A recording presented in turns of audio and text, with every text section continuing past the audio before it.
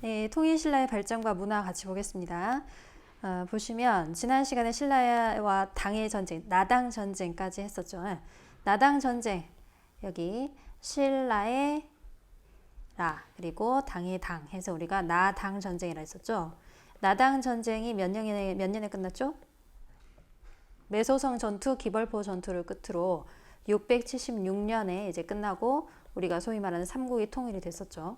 그리고 이 통일을 시킨 왕은 김춘추의 아들이었던 문무왕이 이제 통일을 하게 된 거였어요. 그죠? 그러면 내용 한번 보시죠. 전쟁이 끝나고 이제는 평화로운 시대다. 안정적이기 때문에 게다가 이제 땅도 넓어졌고 전쟁이 이제 끝났기 때문에 안정적이고 당연히 모든 발전의 시작은 농업이라고 제가 여러 번 강조했었죠. 농업 생산량은 늘어나고 덕분에 먹을 것이 많아지면 인구도 당연히 늘어나고 이런 상황이 연쇄적으로 발생을 하죠. 이때 정치적으로 강력한 왕권을 이제 확립하게 됩니다. 보시면 김춘추는 당연히 아실 거고 김춘추는 김유신의 후원 등을 등에 입고 처음으로 진골 출신인데 왕이 된 사람이었죠. 그리고 김춘추의 왕호, 왕 이름이 바로 태종무열왕이죠. 이 사람이 태종무열왕, 그죠? 무열왕과 그의 아들 문무왕은 이렇게 돼 있죠. 문무왕 때 통일 전쟁이 마무리가 됩니다. 자, 우리 사실 이거 지난 시간까지 나왔던 내용하고 겹치죠? 그러면 이제 오늘 보실 부분은 그 이후의 상황이죠. 문무왕의 뒤를 이은 신문왕. 신문왕 때는 이제 이 강력한 왕권을 확립하는 데 많은 힘을 쓰게 되는데 신문왕의 왕권 강화, 그리고 개혁 내용은 정말 진짜 중요합니다. 꼭 공부를 하셔야 하고 그 시작점이 바로 김흠돌의 난이에요. 김흠돌. 김흠돌은 누구냐면 써두세요 여러분. 신문왕의 장인입니다. 장인으로 아시죠 여러분? 부인의 아빠, 부인의 아버지. 그러니까 한마디로 굉장히 중요한 이제 사람인데 이 신문왕의 장인이라는 것은 왕의 그 왕비의 아버지라는 것은 상당히 이제 세력이 강하다. 강한 세력을 가지고 있는 소위 말하는 귀족을 대표하는 강력한 세력을 말하죠. 근데 이 신문왕의 장인이었던 김흠돌의 반란을 아주 강경하게 진압을 합니다. 강경하게 진압하고 나서 귀족들을 한마디로 꽉 눌러버리는 거죠.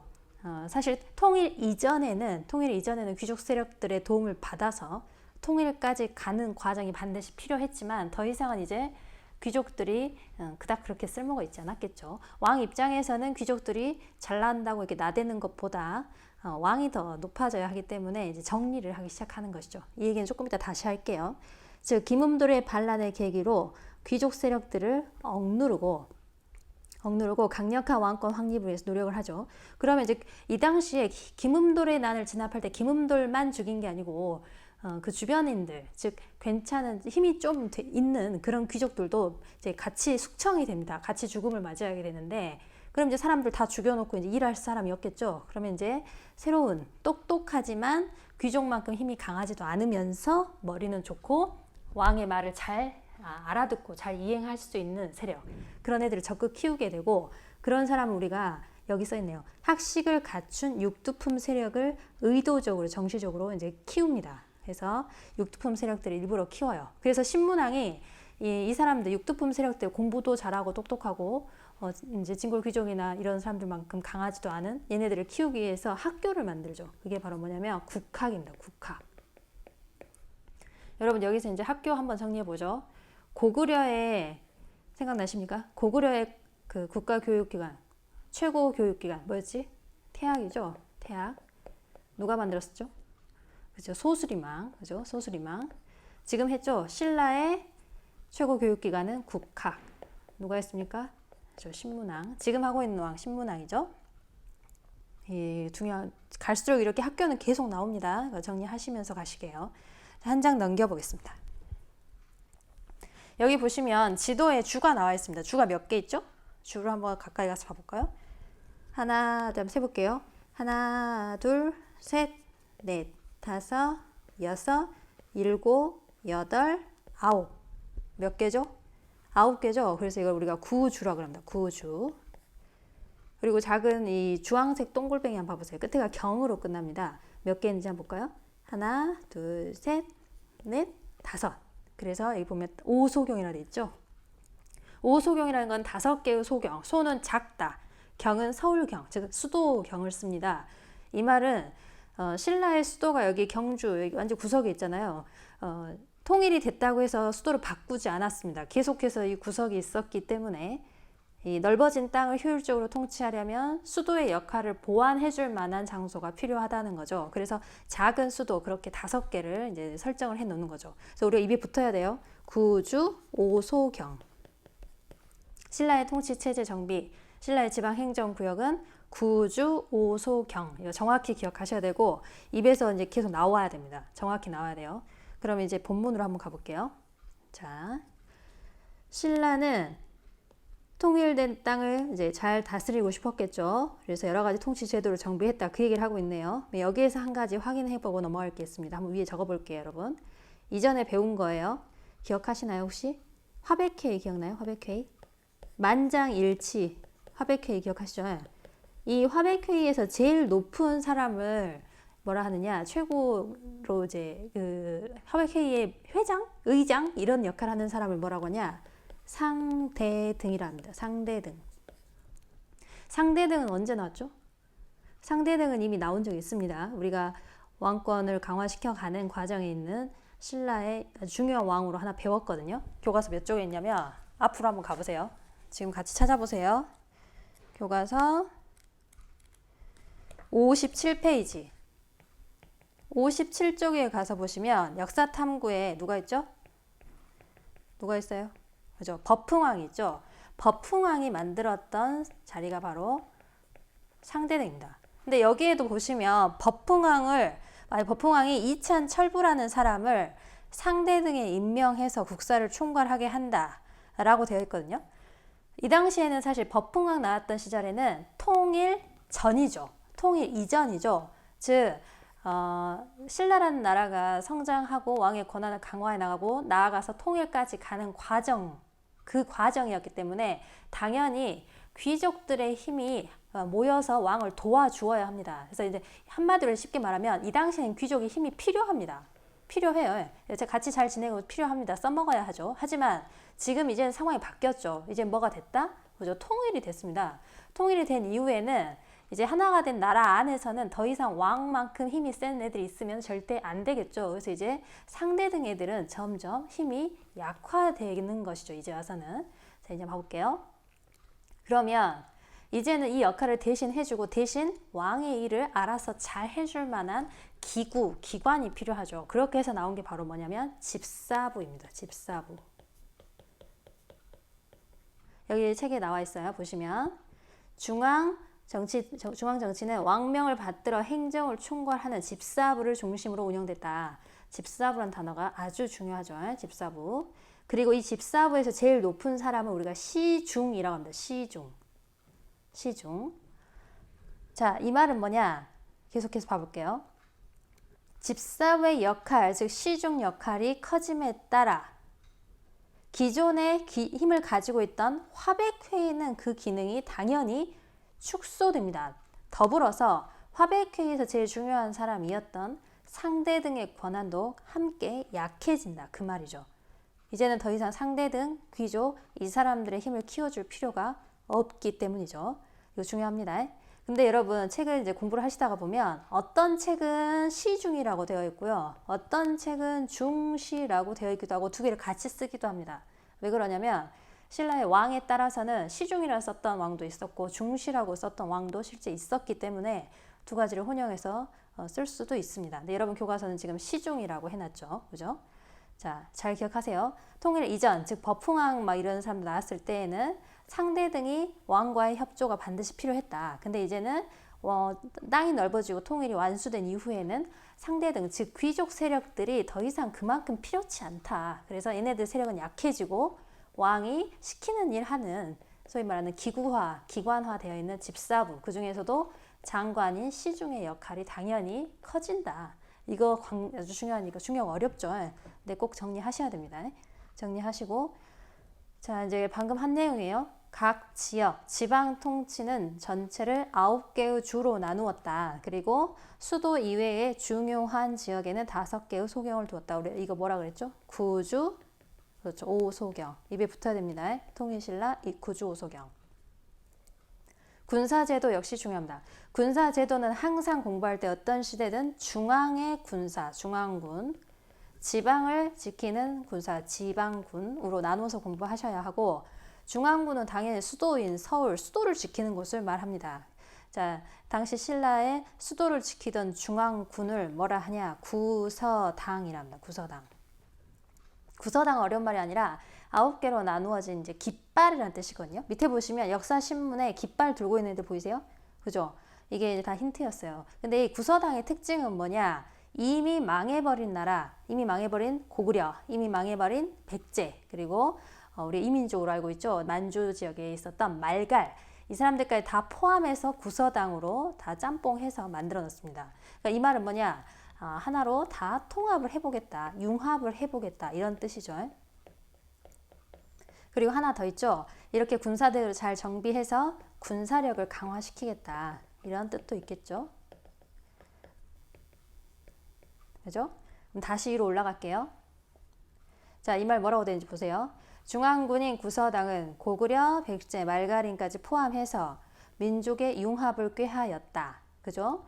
그럼 이제 지방군 가볼게요. 지방군은 각 주마다 한 개의 정, 그러니까 군대 이름이라고 보시면 되겠습니다. 한 개의 정을 구성하고, 특별히 한 주에는 2개를 두어서 총 합계가 몇 정? 10정입니다. 10정. 이게 무슨 말이냐? 왜 한 주는 한 개를 더했는지 지도 한번 다시 보세요. 지도를 다시 보시면 일단 이 지도에서 한 주가 제일 넓죠. 제일 넓어요. 당연히 넓기 때문에 정이 하나 더 필요하기도 하고, 위에 보면 발해도 있고 바다 건너 중국도 있겠죠. 가장 중요한 강인 한강 뭐 이런 것도 다 가지고 있는 주가 바로 한 주이기 때문에 이 한 주를 잘 지키기 위해서는 특별히 여기에 정을 2개를 두었다 해서 총 10정. 우리가 군사제도를 그래서 구서당, 먼저 10정이라면 10정. 이거 기억하셔야 됩니다. 오늘 지금 이 부분 상당히 중요해요. 제가 지금 천천히 하고 있죠. 잘 기억하시고 잘 이해가 안 되면 다시 앞으로 돌아가서 다시 들으셔야 돼요. 통일 전에는 법흥왕 때는 법흥왕을 비롯해서 귀족들의 세력이 모여야 나라가 발전했는데, 통일 이후에는 귀족들의 세력이 그만큼 필요하지가 않죠. 오히려 거추장스러우니까 신문왕을 비롯한 이제 왕들은 이후부터는 귀족들을 숙청하죠. 귀족들을 숙청하고 자기 말을 잘 듣는 기구, 기관 이런 걸 설치하는데 그게 바로 집사부이다. 그리고 더 이상 상대 등 화백회는 그닥 큰 힘을 쓸 수 없다. 그러니까 이거 공부하시라고요. 그리고 구주오소경, 구서당 10정까지 보셔야 합니다. 밑에 역사신문 봐보세요. 역사신문, 신문왕에 대한 이야기죠. 내용 다 하셨어요, 이거. 신문왕은 자신의 장인인 김음돌의 난을 진압하고 귀족을 제압합니다. 이제 귀족 세력들은 왕권에 도움이 안 되고 이제 부담스럽게만 하죠. 자, 그리고 여러 가지 개혁을 했는데 일단 3가지로 나누어서 보겠습니다. 앞에 있는 개혁 한번 볼까요? 이미 했죠. 학교를 세웠습니다. 그죠? 국화. 그래서 일부러 육두품들한테 공부만 시키고 관리로 등용시켜서 일을 써먹습니다. 넘어갈게요. 자, 2번째 보시면 귀족들에게 지급되었던 노급을 없앴대요. 폐지했다는 건데, 그럼 노급이 뭐냐는 거죠. 밑에 보시면 조그마한 글씨로 써 있어요. 노급은 귀족에게 지급한 토지라는 거죠. 토지. 근데 토지만 주는 게 아니고 거기에 거주하고 있는, 그곳에 살고 있는 농민이 원래 세금은 나라에 내는 거잖아요. 근데 그 나라에서 걷어가는 세금을 그냥 귀족한테 바로 주는 거죠. 조세 역시 이제 귀족이 받아가는 겁니다. 그리고 그것뿐만이 아니에요. 그 지역에 사는 농민들을 자기 마음대로 가져다 쓸 수가 있습니다. 농사도 짓게 할 수 있고, 공사를 시킬 수도 있고, 뭐 저수지를 파괴할 수도 있고, 뭐 기타 등등. 그러니까 진짜 귀족 입장에서는 노급을 받으면 너무너무 좋겠죠. 근데 지금 보시니까 신문왕이 어쨌어요? 노급을 그렇지 폐지했죠. 폐지했죠. 이 말은 귀족들이 그동안 가지고 있어서 너무 좋아했던 노급이 사라짐과 동시에 한마디로 귀족의 경제력은 이제 예전 같지 않다. 약화된다는 거죠. 귀족의 경제력을 약화시킨다. 즉 신문왕의 모는 이제 하는 일을 보면 왕한테 힘을 집중시키고 귀족들은 힘은 이제 약해지는 거. 귀족들은 힘을 빼버리는 거에 집중하고 있습니다. 그리고 오른쪽 봐볼까요? 아까 했죠? 구서당까지 총 3가지 크게 정리가 되어 있거든요. 이거 되게 중요합니다, 여러분. 밑에 문제 한번 볼까요? 어디였어? 자, 1번 문제. 신문왕이 이런 개혁을 왜 했냐? 일단 1, 2, 3 다 한 일은 다 당연히 뭐예요? 뭘 강화하려고? 그리고 자기 힘 강하려고. 왕의 권한, 왕의 권력, 왕권 강화. 이게 당연히 공통적인 큰 목적이죠. 그런데 여기에서 보시면 신문왕의 개혁 중에 민족의 통합과 관련된 거 있었나요? 있었죠. 뭐 그렇지, 구서당이죠. 옛 망해버린 고구려, 망해버린 백제사람 다 끌어다가, 심지어 말가림까지 끌어다가 구서당이라고 하는 군사 조직을 만들어서 중앙을 지키게 했던 중앙군으로 편성을 했었죠. 그래서 구서당이 민족 통합, 민족 융합과 관련이 있습니다. 자, 넘어가 볼게요. 여러분 여기 역사탐구 진짜 중요합니다. 잘 보세요. 아주 어려운 부분이죠. 하지만 잘 보셔야 하고 신문왕 꼭 기억하시기 바랍니다. 넘어갈게요. 일단은 신라하고 당은 전쟁까지 하고 그 난리를 쳤는데 사이가 바로 좋아지진 않겠죠. 그렇지만 이 당시에 당은 이제 국제적으로 가장 중요한 도시 중에 나라 중에 하나였고, 먼저 발전된 문물들을 많이 받아들였던 곳이고, 다른 나라하고 교류를 하도 많이 했기 때문에 아주 중요한 나라입니다, 한마디로. 그래서 당연히 신라는 실질적인 실리를 챙기기 위해서 당연히 다시 교류를 시작을 하죠. 근데 그 교류의 내용을 보시면은 유학생 공부하는 거, 그 스님, 승려, 상인들, 장사하는 사람들 이런 식으로 해서 이제 서로 교류를 합니다. 근데 여기 보시면 당나라의 과거 시험에 합격한 사람도 있고 이런 말이 있어요. 유학생 중에, 그죠? 당나라 입장에서는 우리 신라에서 유학생이 이제 유학을 가서 당나라의 과거 시험을 볼 때는 우리가 당나라 사람이 아니잖아요. 우리가 중국인이 아니잖아요. 그렇기 때문에 우리는 손님입니다. 손님. 그래서 당나라의 과거 시험 중에 외국인이 보는 시험을 이제 보게 되거든요. 그 시험을 뭐라고 하냐? 손님 빈, 손님 귀빈 여러분 할 때 하는 그 빈자예요. 손님 빈자를 써서 빈공과랍니다. 빈공과를 보고 합격한 사람이 바로 그 유명한 최치원입니다. 최치원 진짜 유명하죠. 최치원은 출신이 진골이 아니죠. 몇두품, 뭐죠? 육두품. 그래서 육두품이었기 때문에 아주 똑똑하고 뭐 아주 뛰어나도 사실상 신라에서는 최고 관직까지 오를 수 없었던 인물이죠. 자, 일단 한번 가볼게요. 밑에 쭉 보시면 장보고는 여러분 초등학교 수준이죠. 장보고 모르는 사람 없죠? 장보고가 그 당시 바다에서 해적질 하던 사람들을 다 정리해서 중국 그리고 신라 뭐 일본 다 장사하기 편했다. 그리고 이제 장보고가 만들었던 게 바로 청해진이었죠. 청해진 한번 봐볼까요? 여기 있네, 청해진. 그죠? 청해진은 지금의 무슨 섬이에요? 무슨 섬? 그죠? 완도에. 완도 아시죠? 완도. 완도 청해진은 모르면 안 되죠. 초등학교 수준이고. 보시면 신라, 방인의 뭐 신라, 손해, 신라, 원해 이런 것도 사실 전부 다 초등학교 때 배운 내용이니까 넘어가겠습니다. 이 정도야 다 아실 것 같고, 일본하고도 교류를 많이 했대요. 특히 이제 유명했던, 그 당시에도 진짜 유명했던 배가 신라의 배입니다. 배를 만드는 기술, 만들조, 배선, 기술술 해서 조선술이라죠. 지금도 우리나라의 조선술은 세계 최고잖아요. 그러니까 그 당시에도 이제 신라의 배 만드는 기술은 알아줬습니다. 쭉 가볼게요. 장보고 이야기는 당연히 알고 계실 것 같고요. 넘어가도 될까요? 여기 청해진 이야기가 있네요. 네, 그죠? 넘어가 보겠습니다. 여기 보면 서역, 서쪽 지역, 대부분 인도를 뜻합니다. 그럼 여기 지도 한번 봐볼까요? 지도가 있죠? 지도에 보시면 우리나라 이제 신라의 통일 신라의 스님이셨던 해초 스님이 당나라로 유학을 갔는데, 해초 스님의 선생님이 유학 갔다 오라고 합니다. 똑똑하니까 유학 갔다 와 하고 인도를 갔다 오라 해서 이제 가게 되죠. 그 과정이 지도로 표현이 되어 있어요. 한번 우리 같이 따라가 볼까요? 어떻게 이제 갔는지. 일단 신라 출발해요. 그래서 이제 장안성 이제 수도 찍고 쭉 내려와서 베트남 지나고 말레이시아 지나고 쭉 가서 이제 우리가 여기가 이제 소위 말하는 우리가 지금 하는 인도거든요. 그래서 쭉 돕니다. 들어가서 쭉 갔다가 계속 가죠. 간다 쭉 가서 다시 도착합니다. 한 4-5년 걸렸습니다. 옛날 시대 치고는 좀 빨리 갔다 오신 것 같습니다. 근데 아무튼 이제 해초 스님이 이거 왔다 갔다 하고 나서 이거에 대해서 기록을 남겨놓게 되죠. 근데 여기 보시면 다 나라 이름에 천축이라는 단어가 다 똑같이 들어갑니다. 동서남북을 이제 중앙까지 해서 총 몇 개 있죠? 몇 개? 그죠? 하나, 둘, 셋, 넷, 다섯. 천축이라고 이름이 붙은 나라가 5개죠. 그래서 이걸 뭐라고 하느냐? 오천축국이라는 거죠. 갔다 왔다. 그러니까 이제 가다라는 뜻에 여러분 이런 말 쓰죠.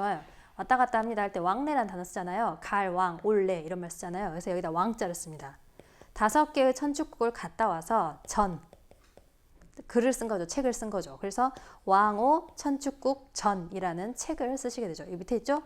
해초 스님이 지은 왕오 천축국 전. 지금 현재 프랑스에 있습니다. 왕오 천축국 전. 왕오 천축국 전. 해초 스님 잘 보시고 일단 가볼게요. 지금 삼국 통일된 이후, 그러니까 소위 말하는 통일신라 시대 하고 있죠. 통일신라 시대에는 당연히 불교 역시 더욱더 성장을 합니다. 더불어서 유학도 발전하는 시기라네요. 한번 보세요. 발전하는 시기 보시면 통일된 이후에는 일반 대중에게도 불교가 확산이 됩니다. 대표적인 두 분의 스님을 꼭 알고 계셔야 되죠. 우리가 소위 말하는 대사라고 부르는 의상대사와 무슨 대사 또? 그렇죠. 원효대사 이렇게 했습니다. 원효 여기 있죠. 원효. 그리고 의상대사는 이제 당나라에 유학을 갔다 왔죠. 그 원효가 마신 해골물 있죠. 원효가 해골물 마실 때 사실 옆에 의상도 있었다는 거죠. 같이 길을 떠나던 중이었는데 원효만 해골물을 원샷 때리고 이제 깨달음을 얻고 당나라에 갈 필요가 없다. 그리고 이제 의상은 못 마셨죠. 그래서 갔다 왔다는 거죠.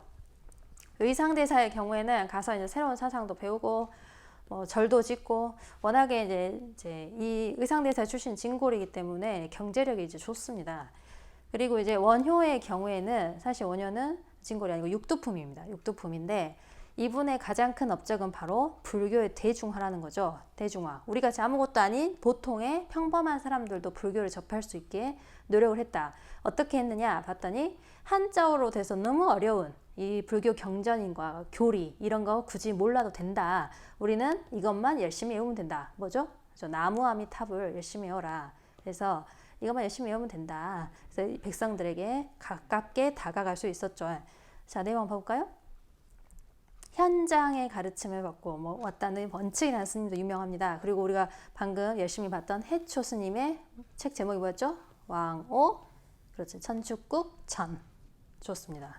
경주 남산 읽어보시고 넘어갈게요. 불교의 술 좋습니다. 탑 하려면 너무너무 많죠. 유명한 탑. 우리가 소위 말하는 탑 하면 생각나는 이미지가 사실 통일 신라 시대의 탑들이 많습니다. 아주 세련되고 절제되면서도 지금 봐도 굉장히 아름다워요. 봐도 질리지 않는 스타일인데 보시면 대표적으로 가장 유명하고 가장 유행했던 탑들을 한번 쭉 한번 봐보시면은 한 장 넘겨볼까요? 여기 보면 불국사 3층 석탑 한번 보러 갈게요.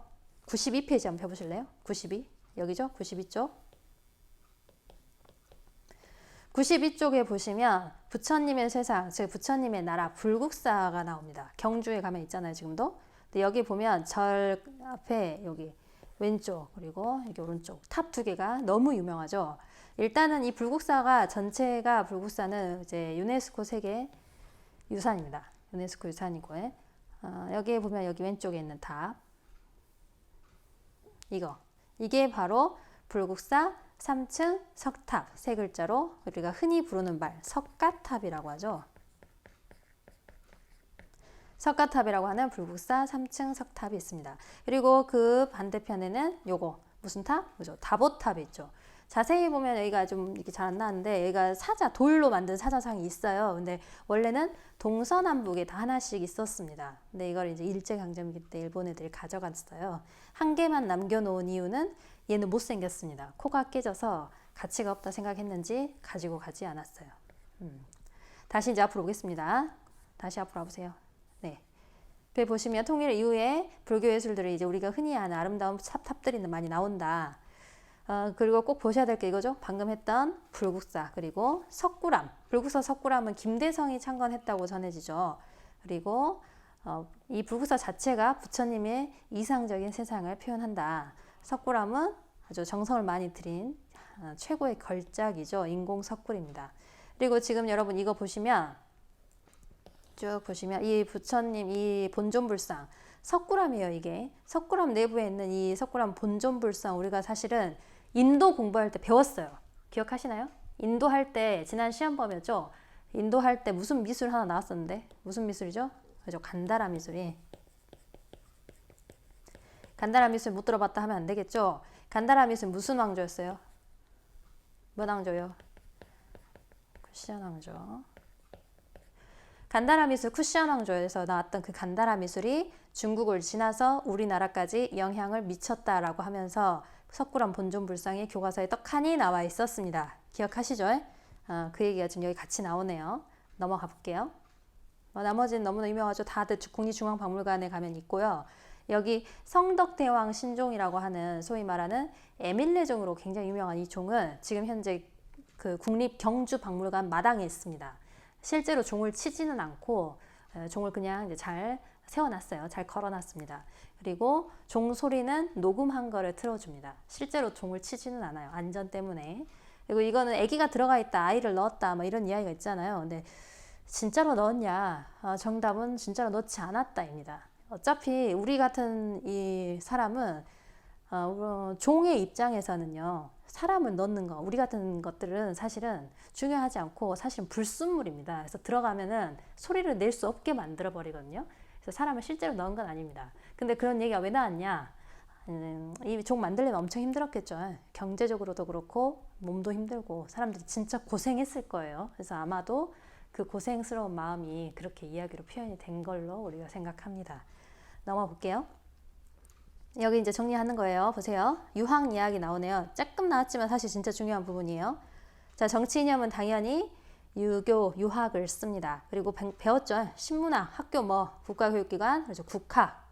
그리고 원성왕이라는 왕은 더 나중 왕이에요. 근데 이 사람은 제가 온라인 수업할 때도 설명한 적 있죠. 독서는 책을 읽는 걸, 책을 읽고 시험을 보는데 세 개의 단계, 세 개의 품으로 나누어서 보는 것. 독서, 삼품, 과라고 합니다. 사실은 이제 찐골들의 그 거센 저항 때문에 막 엄청 많이 쓰이거나 흔히 쓴 그 관리 등용법은 아니었습니다. 하지만 이런 게 있었다는 건 알아두셔야 되고, 유학자도 당연히 잘 보셔야 되겠죠. 육두품 출신의 이제 유명한 사람이 바로 설총이죠, 설총. 원효대사의 아들입니다. 근데 이 설총이 이두를, 즉 한자를 쉽게 정리하고 쉽게 표현한 이두를 정리해서 아주 크게 쓰일 수 있게 했고요. 그리고 강수라는 사람도 유명합니다. 외교 문서, 글을 아주 잘 썼어요. 그리고 이건 아까 했죠? 당에 유학하고 빈곤과에 합격한 최치원은 너무너무 유명하죠. 그리고 이제부터는 이 사람은 이제 육두품이 아니네요. 그죠? 진골 출신인 김대문이라는 사람이 화랑의 일대기들을 모아가지고 화랑색이라는 책이 있는데, 이 책 자체는 사실은 진위, 진짜냐 위작이냐 가짜냐에 따른 논란이 사실 있어요. 진위 여부에 대한 논란이 아직도 사실 있습니다. 이거 아시겠지만 이거 사실 제가 온라인 수업 때 다 풀었어요. 다 한 부분인데 지금 다시 한번 짚어드린 겁니다. 그러니까 이 내용이나 저 내용이나 이랬든간 저랬든간 교과서가 깨끗해서는 안 됩니다. 깨끗해서도 안 되고 모른다고 해서도 당연히 안 되겠죠. 당연히 시험 공부하셔야 하고 공부 열심히 하셔서 이제 기말고사도 잘 보셔야 되겠죠. 그리고 일단은